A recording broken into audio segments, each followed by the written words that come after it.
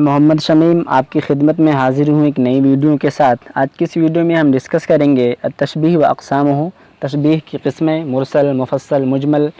بار بار exam میں ایسے questions آتے ہیں، تو آپ کو میں آج اس کے بارے میں ڈیٹیل سے سب کچھ بتانے والا ہوں۔ تو اس سے پہلے کہ میں اپنی کلاس شروع کروں، میں بتا دوں کہ میں بہت ساری چیزیں اس کے علاوہ بھی فری آف کاسٹ اپنے چینل سے شیئر کرتا رہتا ہوں۔ میرا ٹیلی گرام چینل جوائن کر سکتے ہیں، ذوق یقین سرچ کر کے، اور میں ویسے بھی لنک ڈال دوں گا ڈسکرپشن میں۔ اور آپ ایک سیریز دیکھیں جو میرے چینل پہ چلتا رہتا ہے، ٹرانسلیشن ٹرمینالوجیز کا، جو کہ میں روزانہ ویڈیو ڈالتا ہوں، کبھی 25 کبھی 30 ورڈ کبھی 40 ورڈ، وہ آپ کے لیے بہت زیادہ فائدہ مند ہونے والے ہیں۔ اسی طریقے سے میں جو اہم قوامیس اللغۃ العربیہ میں نے ڈالا تھا، پھر امپورٹنٹ بکس جو میں نے ڈالا ہے، اس طریقے سے مصطفیٰ لطفی منفلوطی کے بارے میں، یہ میرے پیڈ گروپ کا حصہ تھا، لیکن میں نے آپ لوگوں کے لیے، آپ لوگوں کی فائدے کے لیے فری آف کاسٹ اپنے چینل سے شیئر کیا ہے پبلکلی۔ تو یہ سب آپ دیکھ سکتے ہیں میرے چینل پہ جا کے۔ اور اب چلیے شروع کرتے ہیں آج کی کلاس۔ تو اس کلاس میں ہم بات کرنے والے ہیں اقسام تشبیہ کی۔ یہ تشبیہ کی جو قسمیں ہیں اس کو ہم دیکھنے والے ہیں۔ دیکھیں، اقسام تشبیہ بار بار جو آتا ہے ایگزام کے اندر، کبھی مطلب سیم عبارت وہ یہیں سے اٹھا کے دیتے ہیں، جیسے کبھی دیتے ہیں کہ مرسل کب ہوگا، مجمل کب ہوگا، مفصل کب ہوگا، بلیغ کب ہوگا، ایسے ہی کوشچنس کو ہم آج دیکھنے والے ہیں۔ ٹھیک ہے، تو سب سے پہلے ہم قاعدہ پڑھیں گے کہ اس کا قاعدہ کیا ہے۔ اس کے بعد ہم اس کے ایک اشعار کے ایکسپلینیشن پڑھیں گے، اور پھر اس کو سمجھنے کی کوشش کریں گے کہ کیسے یہ بلیغ ہے، کیسے یہ فصیح ہے، کیسے یہ مرسل ہے، کیسے یہ مجمل ہے، ساری چیزیں دیکھنے والے ہیں۔ پھر ہم شروع کرتے ہیں قاعدہ۔ سب سے پہلے تو دیکھیں جو قاعدہ ہے، اس میں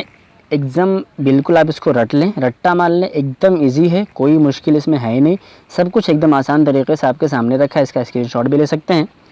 دیکھیں یہاں پہ قواعد میں یہ بتا رہے ہیں کہ القواعد التشبیہ المرسل، ٹھیک ہے، تشبیہ مرسل کس کو کہتے ہیں،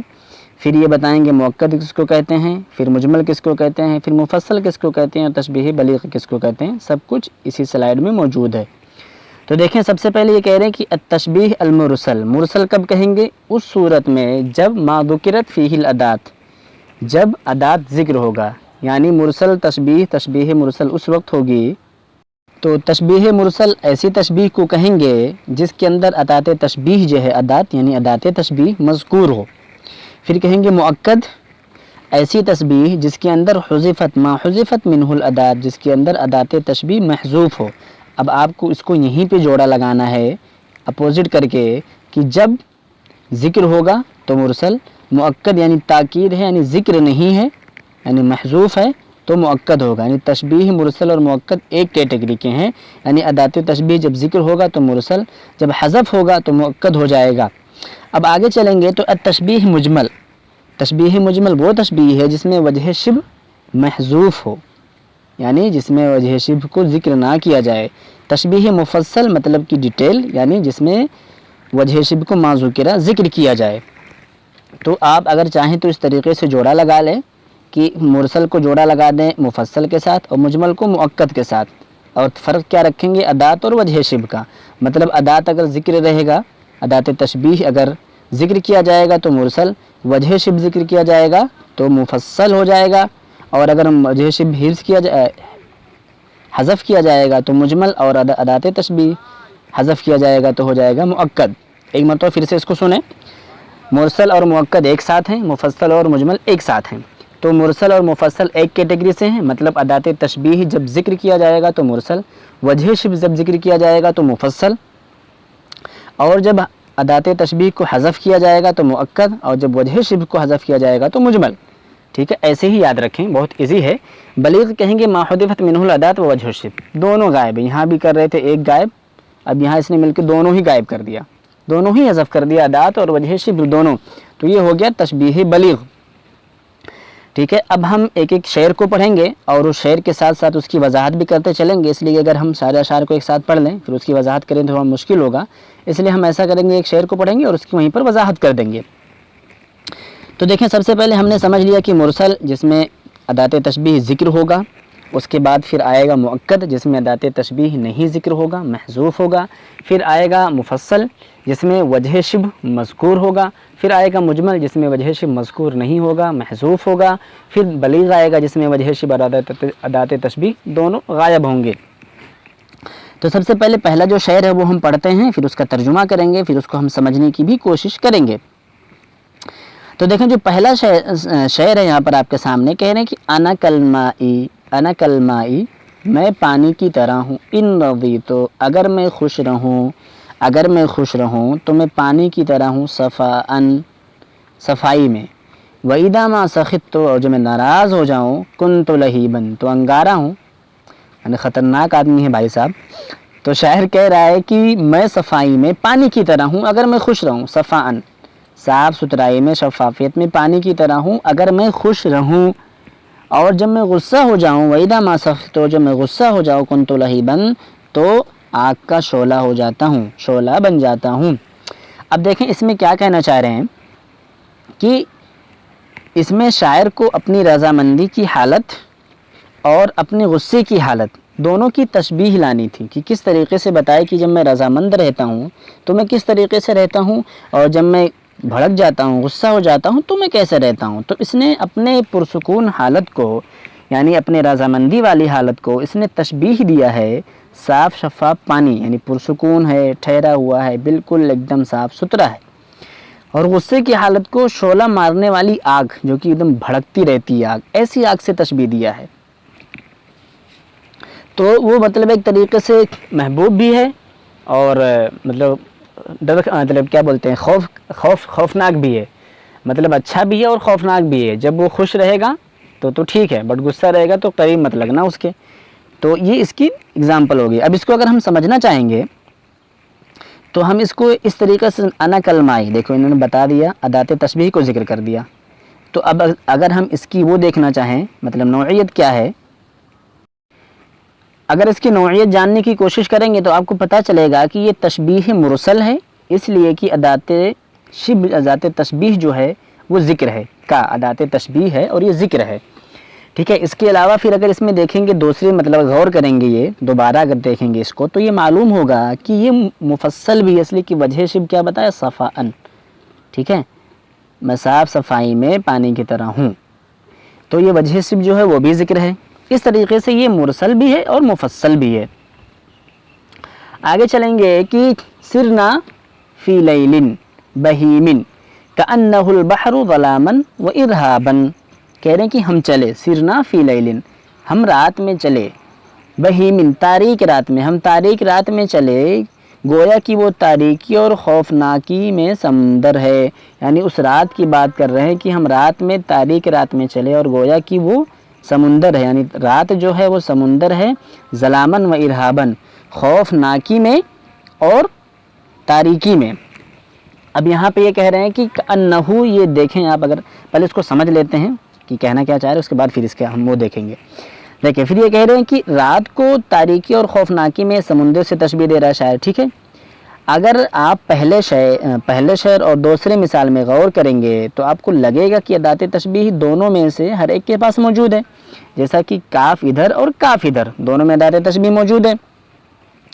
اور اسی طریقے سے تو اس کا ہو جائے گا تشبیہ مرسل، ادات تشبیہ ذکر ہے تو مرسل ہو گیا۔ پھر دوبارہ غور کریں گے تو اس میں آپ کو ملے گا کہ جو وجہ شبہ ہے وہ بھی مذکور ہے،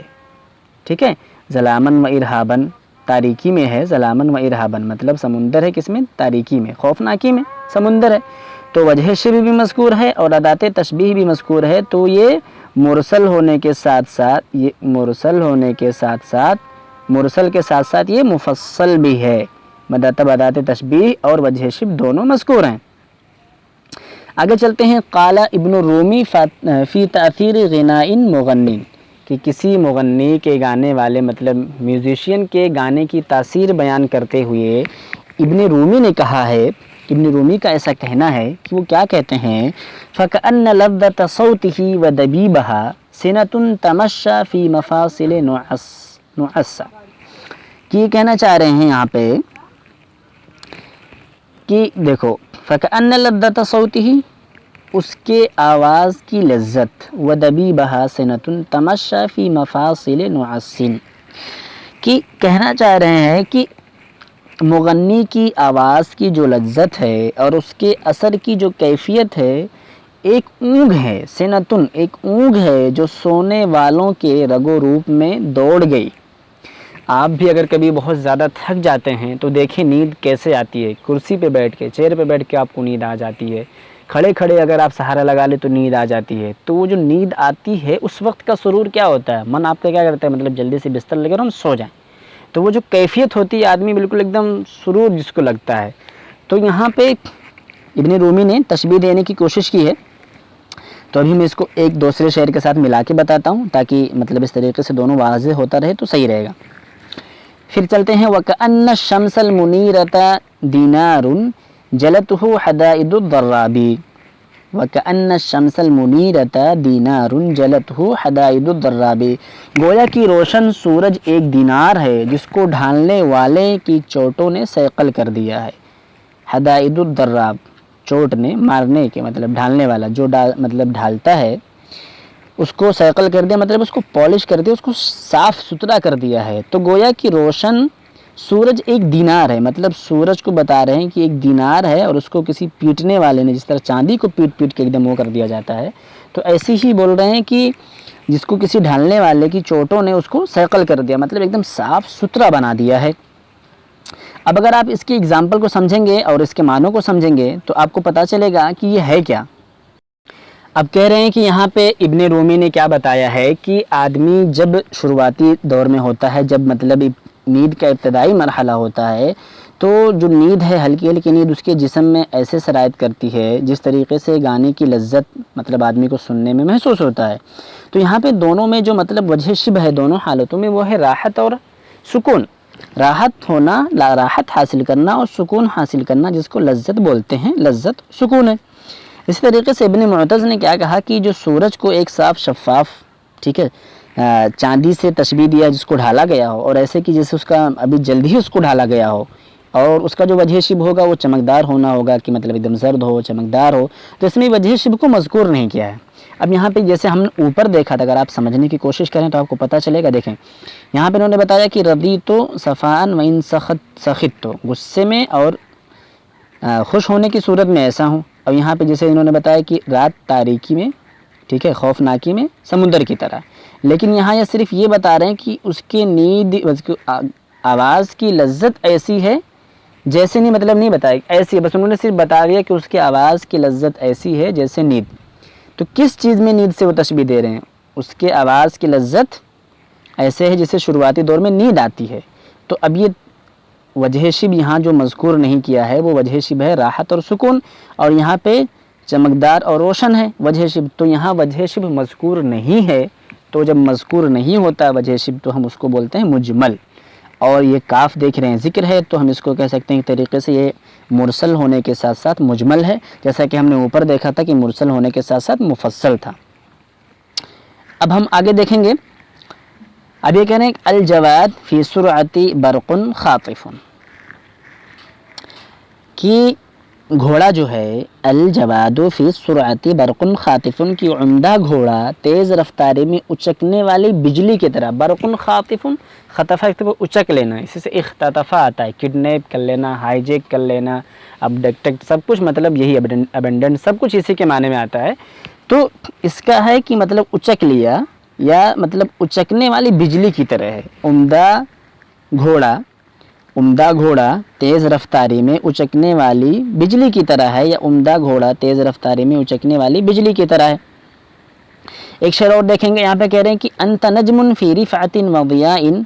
تجتلیک العیون شرقا و غربا. انت نجم فی رفعت و ضیاء تجتلیک العیون شرقا و غربا.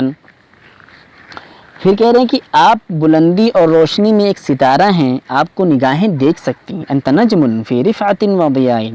بلندی میں اور روشنی میں, و ضیاء آپ ستارہ ہیں. تجتلیک العیون,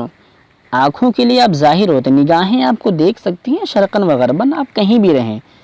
وہ پتہ نہیں کیسا کوئی گانا ہے نا کہ تجھے میری آنکھیں تیری خوشبو سے پہچان لیں گی, پتہ نہیں کیسے کیسے. اب اگر اس کو غور سے آپ دیکھیں گے تو انہوں نے کیا کہا کہ آپ, ٹھیک ہے, انت نجم, بلندی میں روشنی میں آنکھیں آپ کو دیکھ سکتی ہیں, اور ایسی ہی گھوڑا ہے عمدہ گھوڑا, ٹھیک ہے, تیز رفتاری میں اچکنے ہوئی بجلی کی طرح ہے. اب ایک چیز غور سے آپ دیکھیں, یہاں پہ کہیں بھی لفظ کاف ذکر کیا جاتا ہے کہ آپ مطلب ستارے ہیں, یا آپ گھوڑا ہیں, یا گھوڑا ایسا ہے, مطلب اس کی طرح ہے. مطلب کہ یہاں پر ادات تشبیہ کو ذکر نہیں کیا گیا ہے, کیوں؟ اس لیے کہ یہ دعویٰ کرنا چاہ رہا ہے جو شاعر ہے یا جو کہنے والا ہے کہ جو مشبہ ہے وہی مشبہ بھی ہے، مطلب جس طریقے سے مشبہ بھی جس سے ہم تشبیہ دے رہے ہیں، ٹھیک ہے، تو جس کو تشبیہ دے رہے ہیں ویسے وہ بھی ہے، جس طریقے سے سورج ہے اسی طریقے سے آپ کا چہرہ ہے، چمکتا ہوا چہرہ اسی طریقے سے ہے۔ تو انہوں نے ادات تشبیہ کا ذکر نہیں کیا ہے۔ انت نجم، دیکھیں انت نجم، یہاں پہ انہوں نے کہا کہ چاند ہے، مطلب انت نجم، آپ چاند ہیں، آپ ستارے ہیں، اور آپ بلندی اور روشنی میں ہیں، ایک ستارہ ہیں۔ تو جو آپ ستارہ ہیں، اس ستارہ کو اس نے کیا کہا کہ آپ ستارے کی طرح نہیں ہیں، بلکہ کیا کہا آپ ستارے ہیں بلندی اور روشنی میں۔ تو یہاں پر ادات تشبیہ ذکر نہیں ہے، ادات تشبیہ یہاں پر ذکر نہیں ہے، تو یہ ہو جائے گا مؤکد۔ اب اور آگے چلیں گے، یہاں پہ کہتے ہیں کہ متنبی نے کہا ہے جب سیف الدولہ کا اس نے سفر کیا، سیف الدولہ نے سفر کیا کہیں جانے کا، این ازمعت ایو هذا الہمام نحن نبت الربا وانت الغمام۔ یہ متنبی کہہ رہا ہے سیف الدولہ کے جس نے اس نے بہت زیادہ مدح کی تھی کہ انت این ازمعت، یہ این ازمعت ایو هذا الہمام، ایوہا ذل ہمام بیسکلی ہوگا، اس کو ایسے ہونا تھا ایوہا ذل ہمام کر کے، ایک منٹ، تو یہ صحیح رہتا ہے۔ تو این ازمعت ایوہا ذل ہمام نحن نبت الغبا وانت الغمام، کہ این ازمعت ذل ہمام مطلب بلند ہمت والے، اے بلند ہمت بادشاہ، این ازمعت آپ نے کہاں کا ارادہ کیا ہے، آپ نے کہاں کا ارادہ کیا ہے، اے بلند ہمت بادشاہ، نحن نبت الربا وانت الغمام، ہم تو ٹیلے کی گھاس ہیں اور آپ بادل ہیں، نحن نبت الربا، ہم ٹیلے کی گھاس ہیں اور آپ بادل ہیں۔ اب آگے چلیں گے کہ مرقش نے کہا ہے کہ النشر مسک والوجوہ دنانیر واطراف الاکف عنم، آپ اپنی محبوبہ کو بول سکتے ہیں، بہت اچھا شعر ہے۔ النشر مسک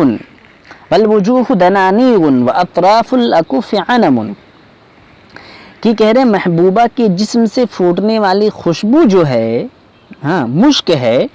والوجوہ دنانیر، اور چہرے دینار ہیں، اور واطراف الاکف، ان کے ہتھیلیوں کے جو پور ہیں، جس کو ہم لوگ مطلب توڑتے رہتے ہیں اکثر، پور ہیں، انم کی درخت ہیں، مطلب انم کا درخت ہوتا ہے جس کی پھول سرخ ہوتی ہیں اور شاخیں نرم و نازک ہوتی ہیں، مطلب کہ جب محبوبہ اپنی انگلیوں پر مہندی رچا لے تو سیم وہ انم کی درخت کی طرح دیکھے گی، سرخ رہے گا اور مطلب ایک دم نرم، ٹھیک ہے، نازک، سب کچھ رہے گا۔ تو یہاں پہ کہہ رہے ہیں کہ محبوبہ کے جسم سے پھوٹنے والی خوشبو مشک ہے، اس کے چہرے دینار ہیں، اور اس کے ہاتھوں کی جو مطلب اطراف الاکف ہے، اس کے ہتھیلیوں کی جو پور ہیں وہ انم درخت کی طرح ہیں۔ اب اس کو ہم سمجھنے کی کوشش کرتے ہیں، یہاں پر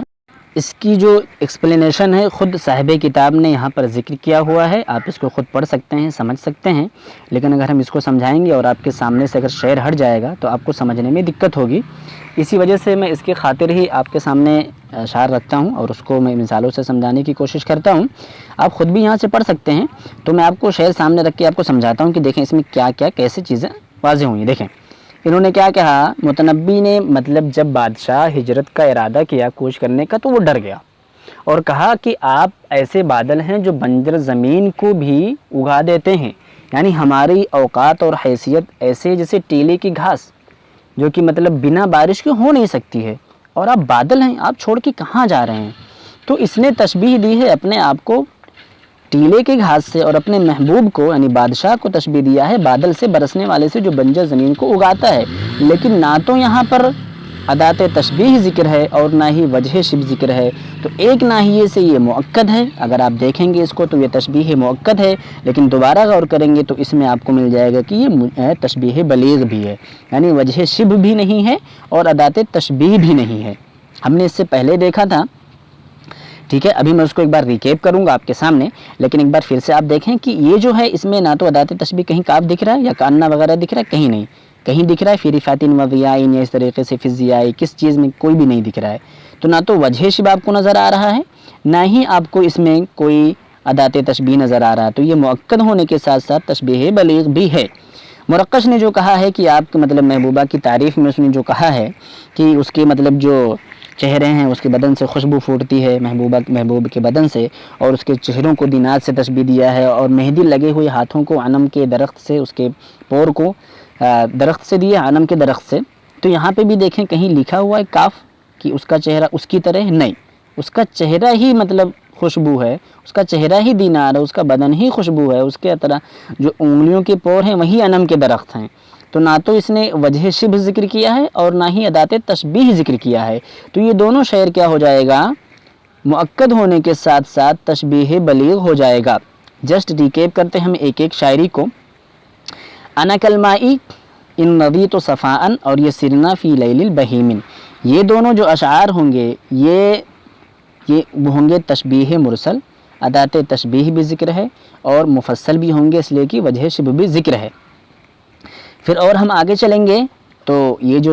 مطلب تیسری اور چوتھی شاعری ہے، یہ تیسری اور جو چوتھی شاعری ہے اس کے اندر بھی ہم کو ملے گا کہ یہ تشبیہ مجمل ہے، اور مجمل کے ساتھ ساتھ کیا ہے، یہ مرسل بھی ہے، اس لیے کہ اس کے اندر لفظ کاف ذکر کیا گیا، ذات تشبیہ ذکر ہے، لیکن یہ ہے مجمل، ٹھیک ہے، اس لیے کہ اس میں وجہ شبہ غائب ہے۔ پھر چوتھی اور پانچویں کے اندر چلیں گے، تیسرا اور چوتھا ہوا ہے۔ پھر یہ 5 اور 6، یہ جو 5 اور 6 نمبر ہے، یہ 5 اور 6 نمبر جو ہے یہ تشبیہ مؤکد ہوگا، اس لیے کہ اس میں کہیں دیکھیں وجہ شبہ فی رفعۃ اور فی السرعۃ، وجہ شبہ دونوں ذکر ہے، ٹھیک ہے، لیکن یہاں پہ لفظ کاف دکھ رہا ہے آپ کو، ادات تشبیہ ذکر نہیں ہے، تو یہ مؤکد ہو جائے گا۔ اور ہم نے 7ویں اور 8ویں میں دیکھا ہے کہ یہ نہ تو اس میں وجہ شبہ ہے اور نہ ہی کہیں ادات تشبیہ ہے، تو یہ کیا ہو جائے گا، یہ مؤکد ہونے کے ساتھ ساتھ یہ تشبیہ بلیغ ہو جائے گا۔ تو آپ ایک بار غور کریں گے تو جو شروع کے 2 شعر ہیں اس میں دیکھیں گے کہ آپ وہ تشبیہ مرسل کے ساتھ ساتھ مفصل ہے، دوسرے میں دیکھیں گے تو وہ مجمل ہوگا، مجمل کے ساتھ ساتھ وہ مفصل ہوگا، اس لیے کہ ادات تشبیہ ذکر ہے۔ پھر آپ اس میں دیکھیں گے 5ویں 6ٹھے دوسرا جو جوڑا اس میں دیکھیں گے تو مؤکد ہوگا، اس لیے کہ وجہ شبہ ذکر ہے، ادات تشبیہ نہیں ہے۔ پھر یہ آخری جو 7 اور 8 دیکھیں گے تو اس کے اندر آپ کو نظر آئے گا کہ اس میں نہ تو وجہ شبہ ہے اور نہ ادات تشبیہ، تو یہ تشبیہ بلیغ ہے۔ تو چلتے ہیں، بس یہیں پر اپنی کلاس کو ختم کرتے ہیں، ملتے ہیں اگلی ویڈیو میں، تب تک آپ اپنا خیال رکھیں اور اپنی تیاری پہ فوکس کریں۔ اگر آپ کو کوئی دقت آتی ہے تو آپ مجھے کانٹیکٹ کر سکتے ہیں، میرا ٹیلی گرام چینل ہے اس کو جوائن کر لیں اور مجھے کمنٹ کر سکتے ہیں۔ تو تھینکس فار واچنگ، زیادہ سے زیادہ اپنے دوستوں کے ساتھ شیئر کریں۔